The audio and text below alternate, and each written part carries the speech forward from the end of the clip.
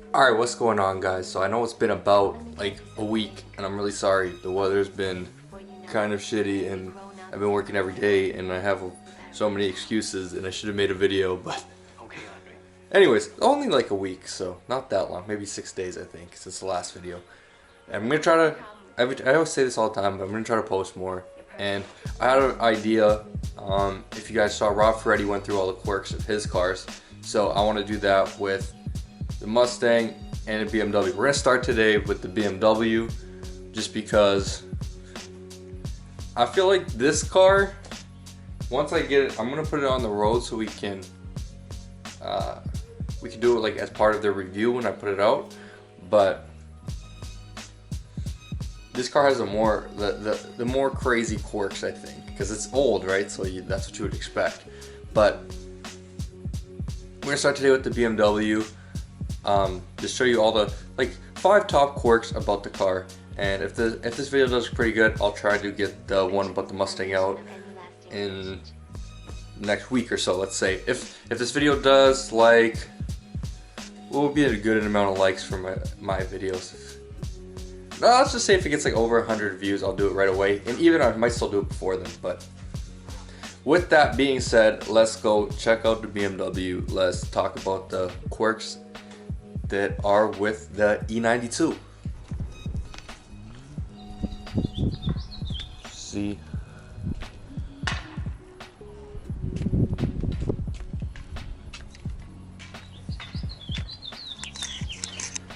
it's actually super filthy, as you can see from the rain. Okay, so the first quirk that I wanted to talk about today was something that was actually in the 5 things I hate about the car video, and that is the paddle shifters. I'm going to show you guys what I'm talking about, but it's just like a super weird way of doing things. I don't know why manufacturers change something that's simple and people just know the way it works. I just don't get it. Okay, so this is what I'm talking about. These paddles are basically like one piece. I'm going to try to show you that right now. As you can see, it's like one piece basically. I don't know how well that came out. I can't really see, but when you're shifting and you're in the manual mode in this car, if you want to shift forward, you hit the back of the paddle. It works on either side. You can hit it like this. Either side is gonna upshift. Like you're gonna go from 2 to 3, 3 to 4, 4 to 5, all that stuff. And then if you want to downshift, you know, the other way, you know, go 5 to 4, 4 to 3, that type of thing. You hit it on this side. Either way is gonna work. Now, in theory, this is not like a bad thing, and that's why I'm putting it in the quirks video, because as long as it doesn't bother me, and that's why I put it in that video. It is just a quirk about the car, and that's one of the reasons I still got it. And to the people who give me shit about it being an automatic, I have a manual car. It's not. I just wanted something for everyday use. I actually kind of prefer the automatic. Call me what you want. Next one is the cup holders, and I know German cars are famous for how bad the cup holders are. In this car,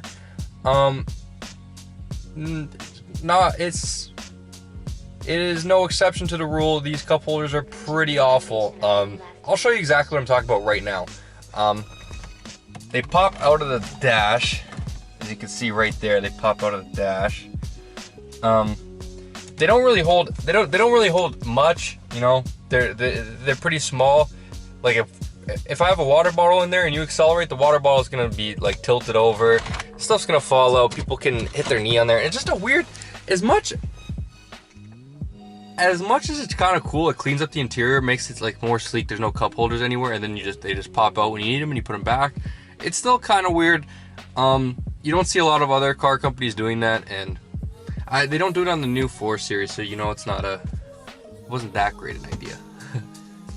Alright, so the next quirk I wanted to talk about is actually something in the center stack here, and it has to do with the climate control. And this car has automatic climate control, you know, where you can set your exact temperature that you want. So I really do not understand why this is part of the car, but I'm gonna show it to you guys because they did it. This is basically, as you can see right here, we have like hot, cold, and you're saying to yourself, what is that for if you have automatic climate control? And honestly, I own the car. I'm not really exactly sure like how it works, but it's supposed to be like, if it's like, let's say, I'm going to talk Celsius here, so I'm sorry if you don't understand. I'm not big on Fahrenheit. But let's say you set the car to 20 degrees Celsius, or like, let's just say 70 degrees Fahrenheit. I think that's like about the same. Not quite sure. I'm not 100% sure, but either way, let's say you set it to those temperatures, and you say, oh, I'm feeling a little bit cool, but I don't want to change the temperature. You can actually like push it towards the blue side, and that's gonna make it put in more cold air. And then if you put it to the red, it's gonna be more hot air. And I really don't understand why they needed to do that, but I guess it's a good feature. I'm not sure. I just usually leave it in the middle and then play with the actual climate control myself. Another quirk that I want to talk about in the center stack, and it is the rest button. And I had no idea what this button did until I watched a video by BMW Fanatic, and I'm sure if you're like part of the E92 YouTube community, if that's a thing. I see a lot of YouTubers with E92s. I'd like to consider it a community, I guess. But I watched his video, and you know who he is if you're from that community. So he had a video about this rest button, and all the time I had the car, like the first like 6 months I had the car, I did not, or maybe less than 6 months, but like the first like 4 or 5 months I had the car, I did not know what this rest button right here does. You can see I'm pressing it. That button is like for the winter time. So let's say it's like it's a Canadian winter's day, and you go out to the store. You're going into the grocery store, right? And you want to buy some milk. Your mom told you to go buy some milk, okay? And you get it, or your wife told you to go buy some milk, if that's what your living situation is.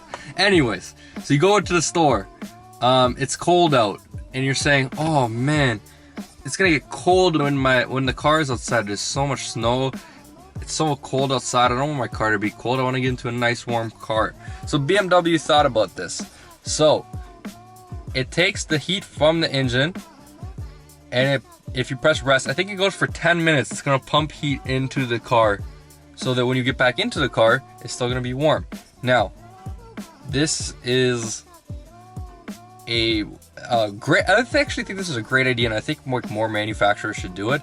But again, it's kind of weird. I've never seen it on another car, and yeah, I just found it kind of weird and thought I would share. Okay, so the next one has to do with the center console, and it is actually this tiny cup holder you see here.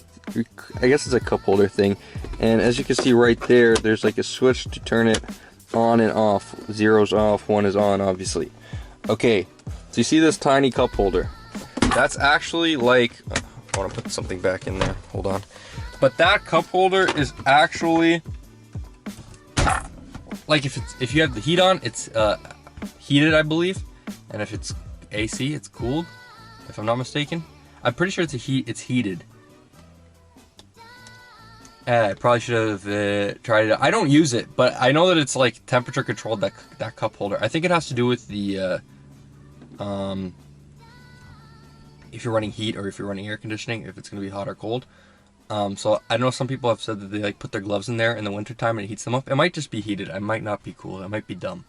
So I've never seen that. The cup holder is so tiny. I don't know what you really would put in there. I don't know any drinks that would really go in there, but it is heated. So just weird. Just a weird thing to put in a car. Other than that, I don't really know, like what else to say about it. It's just kind of weird.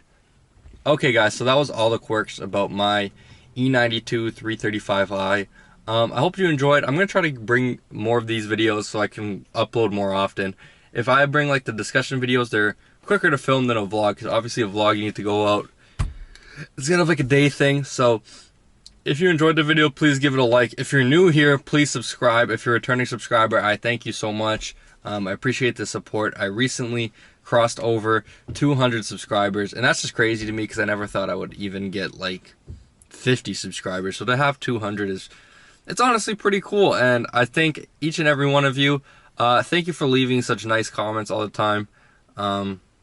it really makes me like want to make more videos, and I feel bad when I'm sitting at work and I'm like, oh man, I could be out vlogging, making a video for you guys, but what can you do, right? So I'll talk to you guys soon, and new videos on the way.